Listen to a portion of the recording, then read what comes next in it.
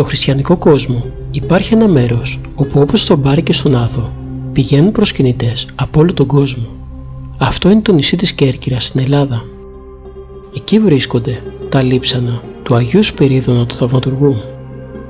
Ο πολιούχος του νησιού της Κέρκυρας θεωρείται μεγάλος σύγχρονος Άγιος και φίλος του Αγίου Νικολάου του Θαυματουργού.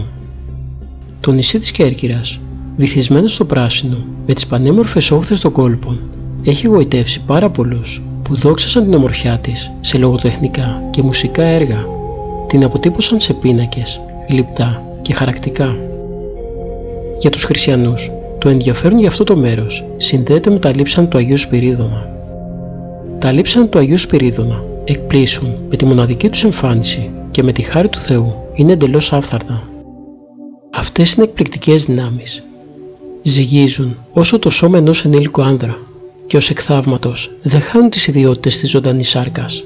Έχουν τη θερμοκρασία ενός ανθρώπινου σώματος και παραμένουν μαλακά. Μέχρι τώρα, επιστήμονες από διάφορες χώρες και άνθρωποι από διάφορες θρησκείες έρχονται στην Κέρκυρα για να εξετάσουν τα άφθαρτα λείψανα του Αγίου. Αλλά μετά από προσεκτική εξέταση, καταλήγουν στο συμπέρασμα ότι κανένας νόμος και δυνάμεις της φύσης δεν μπορούν να εξηγήσουν το φαινόμενο της αυθαρσίας αυτών των λειψάνων, που έχουν παραμείνει ανέπαφα για σχεδόν 1700 χρόνια, και ότι δεν υπάρχει άλλη εξήγηση παρά ότι είναι από μόνα τους ένα θαύμα, ότι η παντοδύναμη δύναμη του Θεού λειτουργεί αναμφίβολα εδώ. Η λάρνακα με τα λείψανα κλείνει με 2 κλειδαριές, οι οποίες ανοίγονται με 2 κλειδιά ταυτόχρονα. Μόνο 2 άνθρωποι μπορούν να ανοίξουν τη λάρνακα, και όταν δεν γυρίζει το κλειδί, σημαίνει ότι ο Άγιος Σπυρίδων θεωρείται απόν από τη λάρνακα, δηλαδή έχει πάει να βοηθήσει κάποιον. Αυτή η ιστορία επαναλαμβάνεται από στόμα σε στόμα. Ο Άγιος Σπυρίδων γεννήθηκε στο νησί της Κύπρου, στο χωριό Άσκια. Από μικρός, ο Άγιος Σπυρίδων φύλαγε πρόβατα. Στην ενηλικίωση, ο Άγιος Σπυρίδων έγινε πατέρας μιας οικογένειας. Η εξαιρετική καλοσύνη και η συναισθηματική του ανταπόκριση προσέλκυσαν πολλούς σε αυτόν. Οι άστεγοι βρήκαν καταφύγιο στο σπίτι του. Οι περιπλανόμενοι φαγητό και ξεκούραση. Για την αδιάκοπη μνήμη του Θεού και τις καλές πράξεις, ο Κύριος πρίκησε το μελλοντικό Άγιο με δώρα γεμάτα χάρη, διόραση, θεραπεία ανίατων ασθενών και εκδίωξη δαιμόνων. Μετά το θάνατο της συζύγους του και του γιου του Κωνσταντίου, ο Άγιος Σπυρίδων εξελέγει επίσκοπος της κυπριακής πόλης Τριμιφούντ. Στο πρόσωπό του, το Πίμνιο απέκτησε έναν αγαπημένο πατέρα. Σε μια παρατεταμένη ξηρασία και πείνα στην Κύπρο, στην προσευχή του Αγίου Σπυρίδωνα έβρεξε και η συμφορά σταμάτησε. Η ευγένεια του Αγίου συνδυάστηκε με δίκαιη αυστηρότητα προς ανάξιους ανθρώπους. Προβλέποντας τις κρυφές αμαρτίες των ανθρώπων, ο Άγιος τους καλούσε σε μετάνοια και διόρθωση.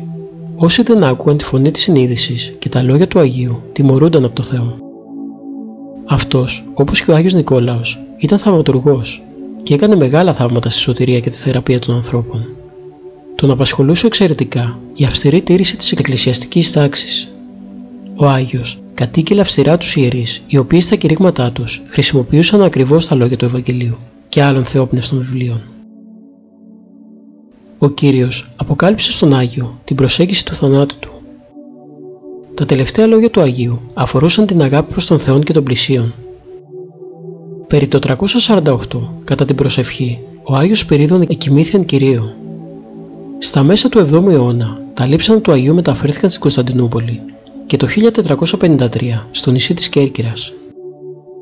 Ο Άγιος στάθηκε υπέρ του νησιού από το 1630, όταν η Κέρκυρα απειλήθηκε από λοιμό, και το 1716, όταν οι Τούρκοι του επιτέθηκαν.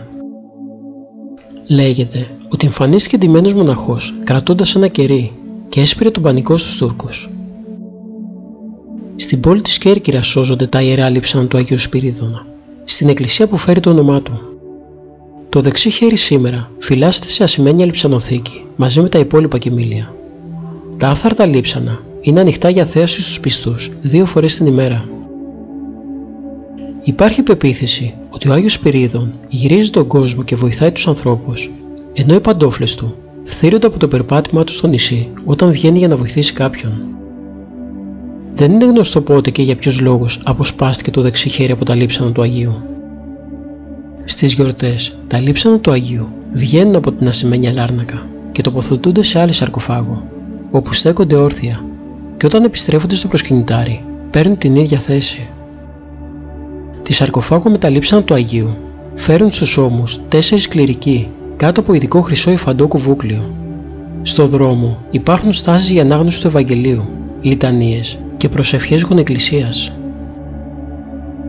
Πολλοί άνθρωποι, ελπίζοντας να λάβουν θεραπεία, βγαίνουν στη μέση του πεζοδρομίου και ξαπλώνουν ανάσκυλα εμπρούμητα, ώστε τα άφθαρτα λείψανα του Αγίου Σπυρίδωνα να περάσουν από πάνω τους.